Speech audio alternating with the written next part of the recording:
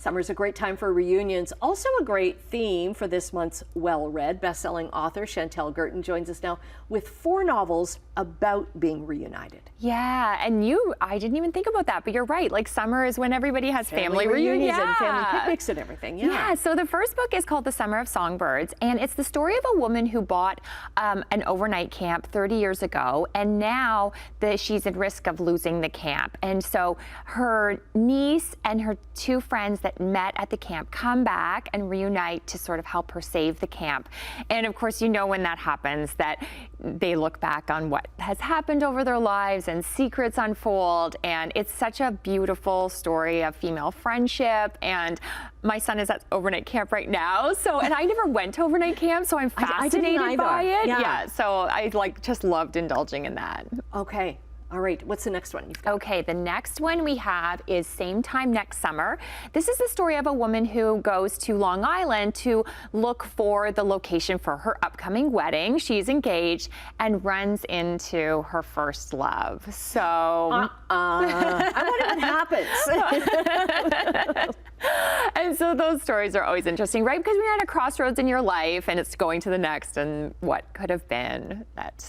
Yeah, good summer read. Is it a romantic comedy? Yes. Or is it kind of, okay, yes. It's a rom-com. Yes. Those are delicious too to take to the beach. Yes, they are. And that's true. Knowing maybe how it might end is a little bit of a safety net. It is. It's always kind of like a feel-good. It's a comfort. Yeah. It's a comfort read. It's a comfort read. Okay, Flying Solo. Okay, this is the story of a woman whose great aunt passes away in her 90s, and so she returns home and is kind of reunited with this area, and she's going through the home of her great aunt, and she's uncovering things, and she finds this wooden duck with a note from someone, a love letter to her great aunt who was never married. So of course her interest is piqued, but she takes the duck and sees to an auction house and it's worthless, and so she doesn't think anything of it until the duck goes missing.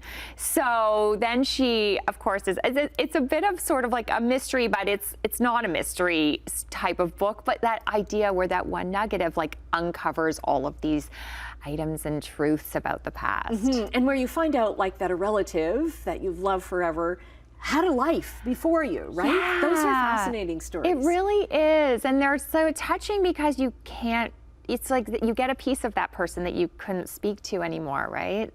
So I love that kind of story, especially in the summertime to indulge in. Okay, and the last one you're going to talk about today about reunions is The Celebrants. Yeah, so this is a really interesting twist. So this is a group of friends who have not seen each other in 5 years, but 28 years ago, they graduated from university, and they had this pact. They would always get together, every year, whatever.